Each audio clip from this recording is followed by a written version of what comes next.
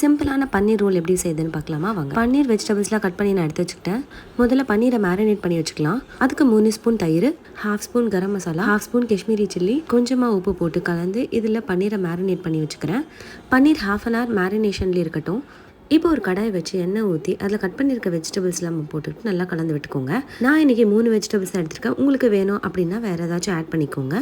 இப்போ தனியாக பவுலில் 2 ஸ்பூன் டொமேட்டோ சாஸ், கொஞ்சமாக மயனஸ் போட்டு நல்லா கலந்து வச்சுக்கிறேன். இந்த ப்ராசஸில் நடந்துகிட்டே இருக்கும் போது சைடில் நான் மைதா மாவில் சப்பாத்தி பண்ணி எடுத்து வச்சுக்கிறேன். காய் ரொம்ப வதங்கக்கூடாது, லைட்டாக வதங்கினாலே போதும். ஸோ தனியாக எடுத்து ஒரு பிளேட்டில் ட்ரான்ஸ்ஃபர் பண்ணிவிட்டு மறுபடியும் அதே கடாயில் கொஞ்சமாக எண்ணெய் ஊற்றி மேரினேட் பண்ணி வச்சுருக்க பன்னீர் எல்லாத்தையுமே சேர்த்துக்கோங்க. ஒரு 2 to 3 மினிட்ஸ் குக் பண்ணதுக்கப்புறமா வதக்கி வச்சிருக்க வெஜிடபிள்ஸ்லேயும் இதை சேர்த்துக்கிறேன். ஃபைனலாக ஒரு சப்பாத்தி எடுத்து அதில் நம்ம செஞ்சு வச்சிருக்க மிக்சர் எல்லாத்தையுமே ஸ்ப்ரெட் பண்ணிவிட்டு காய் உள்ளே வச்சு ரோல் பண்ணி சாப்பிட்டிங்கன்னா சூப்பரான பன்னீர் ரோல் ரெடி.